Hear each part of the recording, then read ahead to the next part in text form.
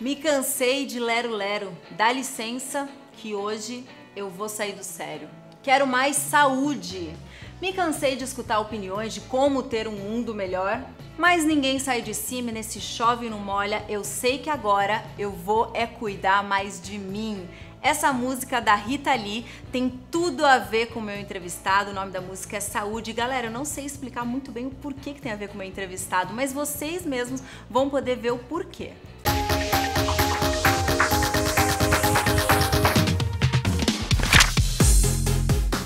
Meu convidado de hoje é um médico que é bem conhecido por expor bastante suas opiniões e, claro, pelos resultados que ele tem, que são extremamente positivos dentro da profissão dele, Dr. Baracate. O certo é Baracá, Maria, como Maria, mas no abrasileirado ficou Baracate. Eu sou prova viva de um resultado positivo do seu trabalho. Você já foi minha paciente. Sou, doutor. Minha paciente, é isso aí. Não me deserda só porque eu estou conseguindo me manter no piso. E foram resultados bons, hein? Foram. E mantidos. Foi um trabalho Parabéns. árduo. Não, mas muito bacana. Doutor, hoje em dia eu acredito... Posso chamar de Baracá? Baracá, à vontade.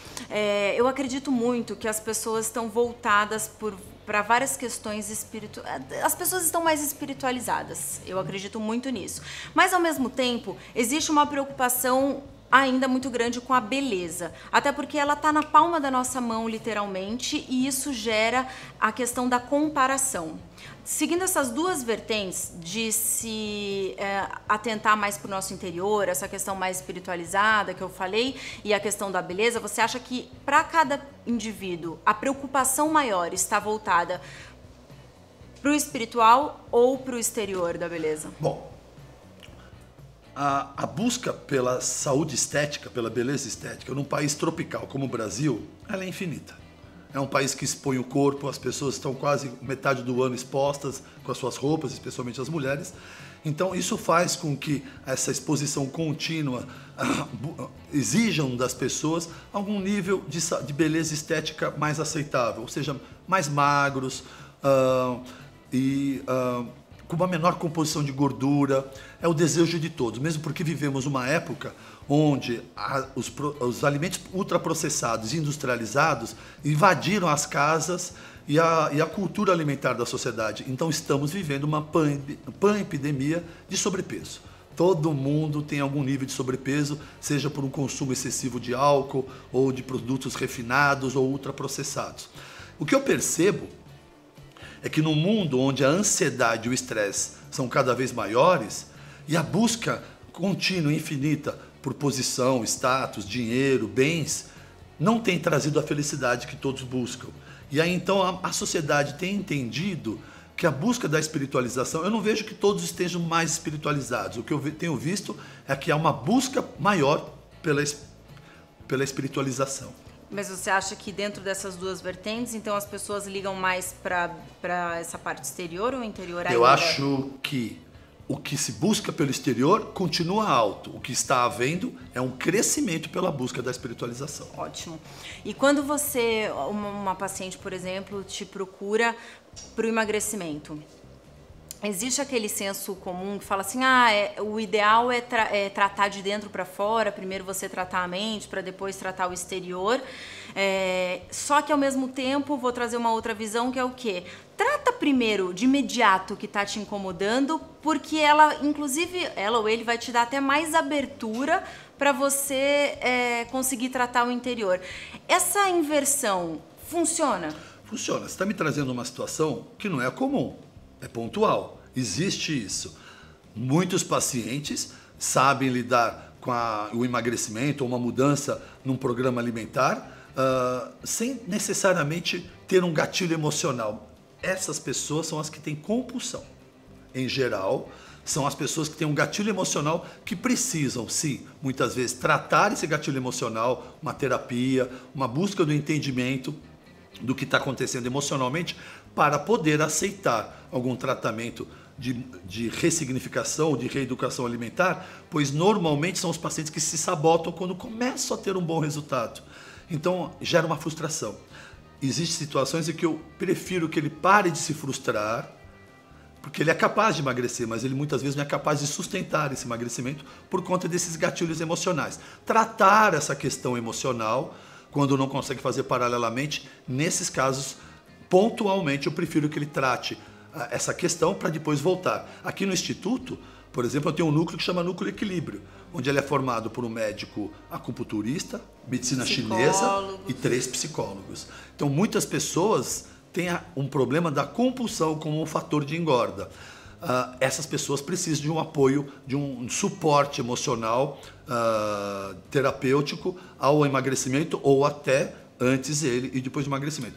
No demais, Maria, eu não vejo isso acontecer com frequência. As pessoas, elas vêm emagrecer porque elas estão incorrendo em erros alimentares. Aí trata direto aqui. Aí trata direto aqui, ponto. E levando essa mesma pergunta para um assunto geral e não especificamente para o emagrecimento, né? Apesar de ser sua área, mas eu acho que o seu conhecimento é tão vasto que cabe aumentar aqui. Sabe aquela história de dá a vara ou dá logo o peixe para a pessoa, sabe? Dá a vara para dar condição dela pescar ou você entrega o peixe pronto, sabe? Essa coisa assim? Eu entendo. Você comentou algo, eu gosto na minha consulta ser bem holístico. Eu pergunto tudo, sono, disposição, memória, Sim, ele concentração. fica umas horas com a gente. Libido, sexo, intestino, gases.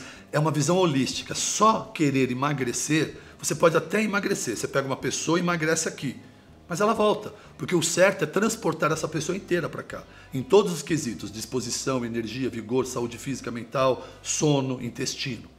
As pessoas em que vêm com risco, com sobrepeso elevado, em resistência insulínica, grande circunferência abdominal, pré-diabético, eu primeiro dou o peixe, faço emagrecer.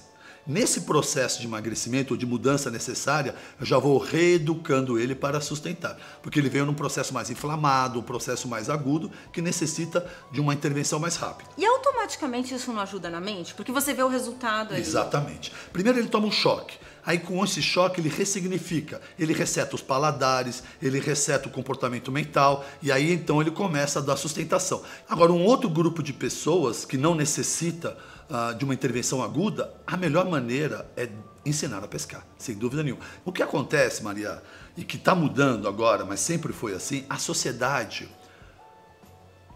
é um pouco preguiçosa ao não se cuidar. Deixa eu tentar explicar melhor. Muitos pacientes não querem emagrecer, querem ser emagrecidos. Muitos pacientes não querem se curar, querem ser curados. Eles não querem se tratar, querem ser tratados. Então eles vêm em busca de uma medicação, vêm em busca de uma orientação, alguma coisa que resolva o problema. Esse tipo de problema resolvido dessa maneira sempre vai voltar, porque ele não entendeu, ele não participou do processo. Agora, quando você diz para um paciente, olha, é isso que tem que fazer, é por isso, você come isso, acontece isso, você come aquilo, acontece aquilo, e envolve ele no entendimento, esse aprendizado depois do emagrecimento é perpetuado. Mas isso só depende do interesse dessa pessoa. Outro dia, uns colegas médicos vieram conversar comigo. Baracate, queríamos saber por que os seus resultados são melhores que os nossos. Por que os seus pacientes têm melhor resultado e por que seus pacientes mantêm maior resultado do que os nossos. O que você faz diferente? Eu disse, não sou eu que sou melhor do que você, são os meus pacientes que são melhores que os seus. Normalmente o paciente que vem me procurar, ele já vem entendendo que ele vai fazer algum tipo de restrição de glúten, ou de farinha, ou de açúcar, porque é o meu discurso diário. Ele me acompanha, ele se prepara e ele vem pronto para a mudança.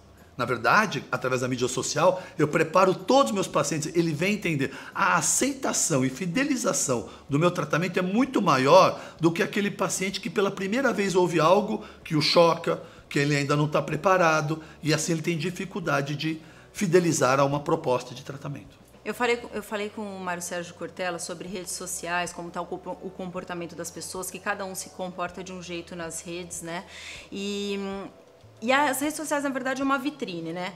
E você utiliza... É engraçado que você coloca muito do trabalho, né? Você fala bastante do seu método, inclusive por isso que você falou que os pacientes chegam já preparados. Mas, ao mesmo tempo, você posta da sua família, você mostra a sua filha, você mostra o seu dia a dia. Qual é a sua intenção com as redes sociais? Mostrar que eu sou uma autoridade no assunto.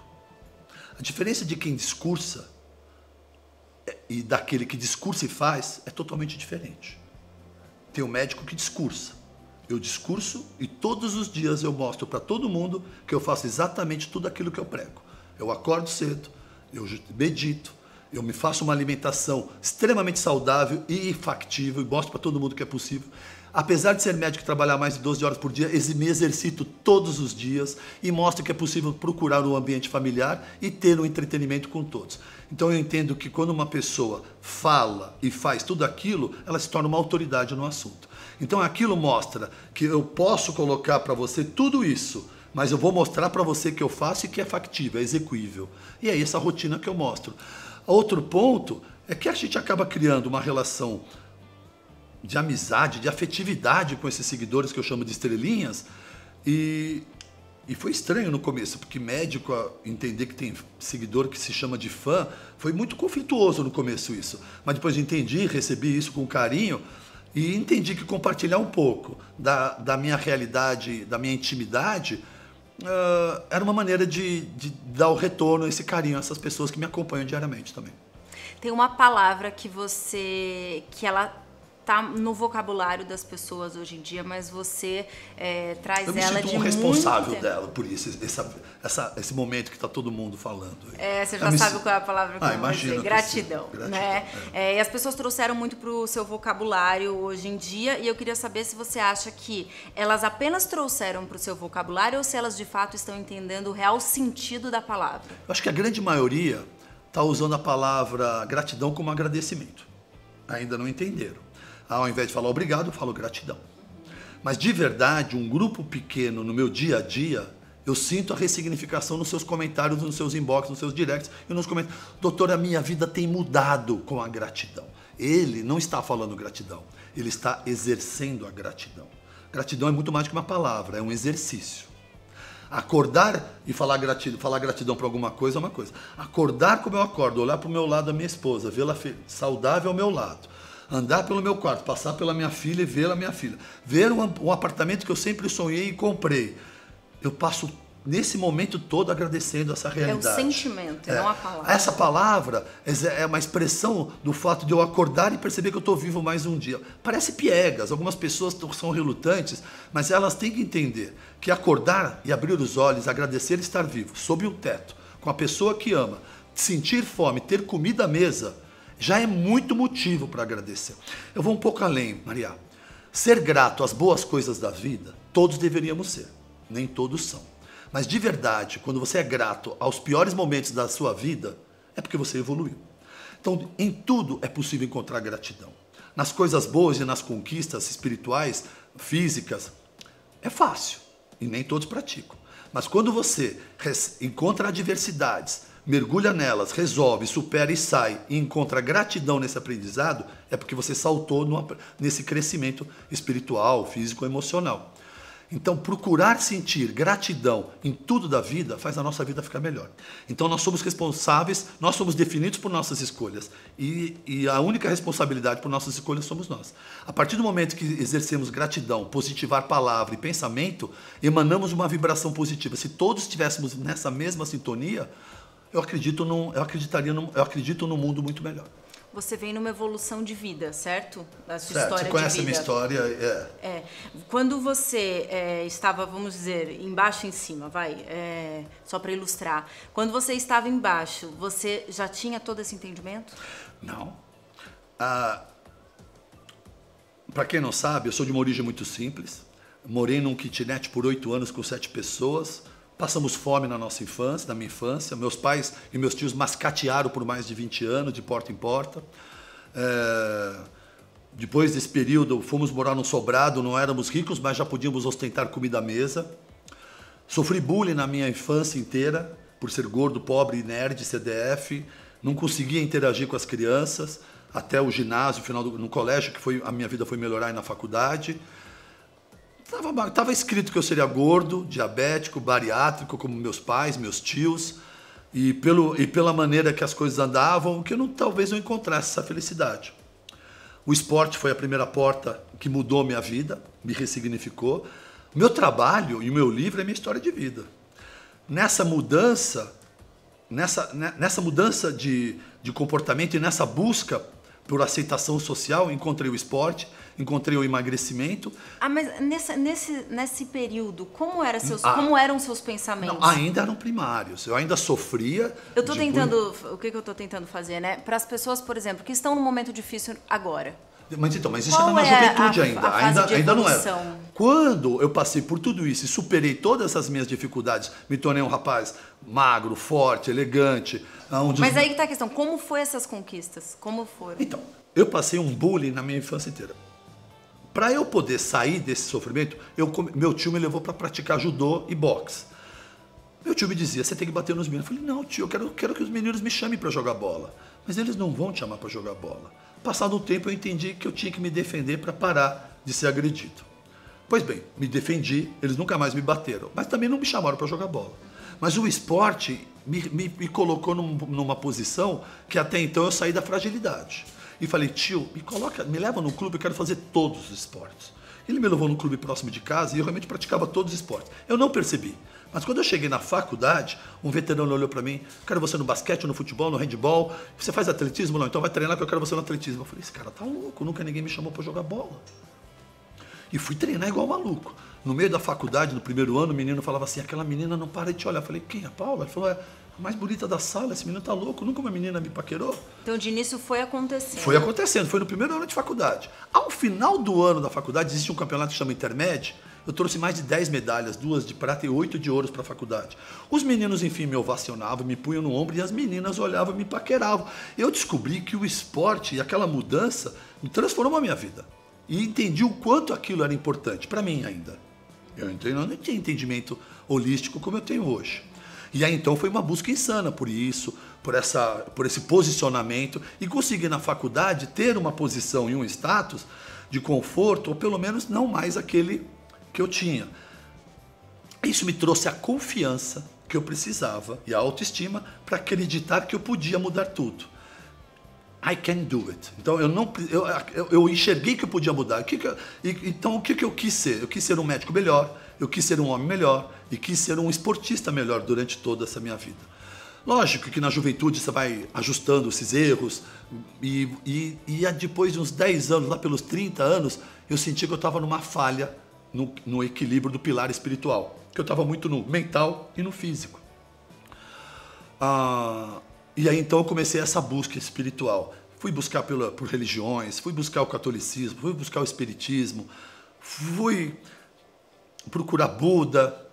De verdade, eu entendi, depois eu estou resumindo esses 10 anos de busca espiritual, que eu não queria nenhum dogma.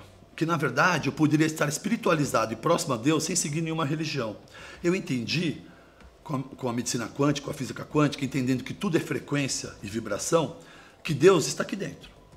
Que é uma frequência que você tem que ajustar e entrar em sintonia. A hora que você encontra a sintonia, exerce o bem, não faz o mal, procura ser uma boa pessoa, eu não preciso estar numa igreja cara, cheia de ouro, ou numa capela, ou numa missa de sexta, de sábado, domingo, dependendo da religião, para estar perto de Deus. Aliás, foi indo nessas missas que encontrava homens, encontrava muito paradoxo, discursos diferentes dos comportamentos, e aquilo me incomodava de verdade. E de verdade eu só consegui me espiritualizar à medida que eu comecei a entender essa conversa íntima com Deus e no que realmente eu falava e fazia todos os dias. Eu entendi que estar próximo de Deus é estar em contato consigo mesmo e exercer Outro dia alguém me perguntou, qual é a tua religião? Eu falei, a mesma de Cristo, a mesma de Buda, a mesma de Maomé. Como assim? Eles não tinham religião. O catolicismo veio depois de Cristo. O islamismo veio depois de Maomé. O budaísmo também veio depois de Buda. A religião deles era amor, generosidade, compaixão, gratidão e fé. Então, se eu trabalhar esses pilares no meu dia a dia, eu entendo que eu estou me espiritualizando e próximo a Deus. Não precisei mais seguir nenhum... Eu respeito todas as religiões. Hoje eu medito, mas para mim algumas orações são próximas de meditação, né? Agora, de verdade, seguir linhas e dogmas começou a me incomodar bastante por causa desse paradoxo e desses conflitos entre o que se diz e o que se faz. Me fez perder a confiança e a credibilidade em algumas dessas instituições. Você se cobra muito? O tempo todo. E chega a ser excessivo? Não, é inteligente. Não. Eu faço um checklist à noite. que eu falei. Sério? Às vezes eu peço desculpas para alguém, eu corrijo no e-mail, eu faço um checklist de todos os meu comportamento e minha atitude. Eu pego meus assessores, às vezes, que eu brigo com eles, mando uma mensagem de madrugada, ai, fui duro com você, eu estava chateado hoje, me desculpa, e tento encerrar o meu dia fazendo um checklist, uma correção desses erros pontuais que são normais a todos. Eu costumo dizer que quem nos define são nossas escolhas, mas são nossas últimas escolhas. Aquela anterior foi anulada por essa última escolha. Então, fazer uma escolha melhor depois daquela anula aquela anterior. Reconhecer, pedir desculpa, voltar atrás, me faz um homem digno. Adoro ficar descalço, mostrar um pouco de humildade. É um exercício diário. Porque a vida, o sucesso, o dinheiro, as conquistas, elas são tão encantadoras que podem, através do ego e da vaidade, te cegarem. Então, o exercício diário é vestir a sandália, né? É ficar descalço, é tentar pôr o pé no chão e fazer essa conexão. Não dar uma voada. Puxar sempre, né? Puxar. E normalmente quem faz isso na minha vida é minha família. De verdade, foi o meu casamento. Porque, como você viu que eu vim jovem, se eu não tivesse casado, provavelmente eu ficava decolando. Porque quem foi retraído demais não percebe o quanto erra também no oposto. Aconteceu comigo isso. Querer namorar demais, querer brigar com todo mundo. Você é retraído demais numa época, parece que o ego fica um pouco maior num período, né? Porque foi muito retraído num momento. Exatamente. Né? E isso também gera problemas, porque você achava que o problema único que existisse era aquele. Não, isso também é um problema. Sim. Porque de verdade. É interessante você perceber isso e ter. E corrigir. É uma linha muito tênue do que é virtude e o que não é. Ser humilde é uma virtude, mas ser humilde demais, você pode ser subserviente. Ser vaidoso, eu não vejo problema, mas se for exagerado, você é narciso. Ser ambicioso, que é algo que eu vejo que a sociedade perdeu, eu vejo de uma forma virtuosa. Mas se você não tiver escrúpulos, você se torna ganancioso. Então, toda virtude sua também tem que ser trabalhada no limite. Ela não justifica. Bom senso, né? Equilíbrio, isso tudo. Para finalizar, eu queria que você destacasse o trecho de uma música que diz algo para você. Trecho de uma música? Nossa, são tantas. Tem uma frase daquela música lá que toda vez que começa eu quero parar de ouvir. Aí você me sensibilizou, né? Trazer meu pai é foda. Eu não vivi em paz com ele até uns 3 anos antes dele morrer. Eu nunca peguei uma recuperação, uma DP. O nerd mais... Nunca foi bom. Nunca fui bom para ele. Aquilo me deixava louco, cara. Todos os pais dos meus amigos queriam que os filhos fossem iguais a mim e meu pai dizia que eu tinha que ser igual ao filho dos outros. Eu não conseguia entender aquilo. Eu fiz de tudo. Né? Desisti uma época de querer fazê-lo encantar. Aos 52 anos de idade, 3 anos atrás, 50 anos de idade, aliás, há 5 anos atrás, ele veio aqui na clínica, ficou umas 2 horas na cadeira de roda. Aí ele pediu para eu descer. Quando eu desci, ele levantou da cadeira, me abraçou e falou: filho, tão feliz com o seu sucesso, você merece, parabéns.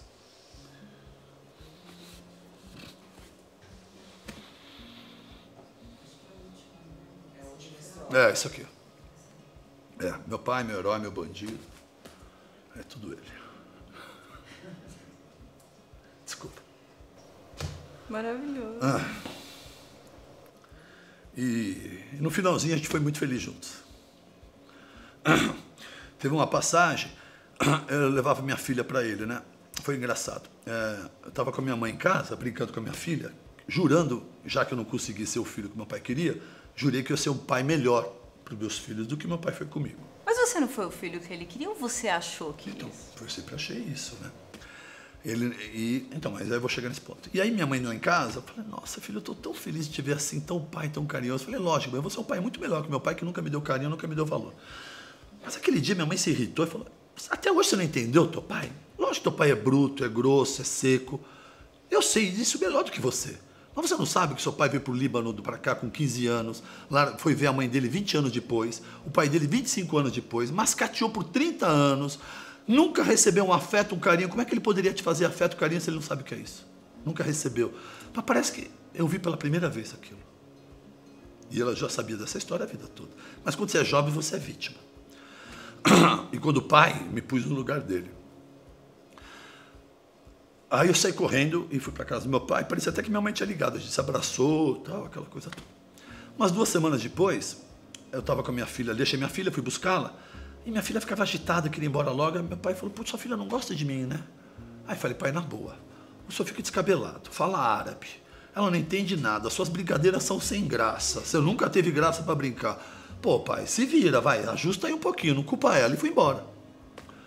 Aí todo final de semana eu levava, fazia questão de deixá-la, porque eu sabia que meu pai estava com diabetes, estava no final, assim, alguma hora ele podia faltar. Bom, nesse dia eu fui lá, ele estava no chão, deitado de minhoca, ela montada nas costas dele, dando tapa na bunda, puxando o cabelo e ele rindo.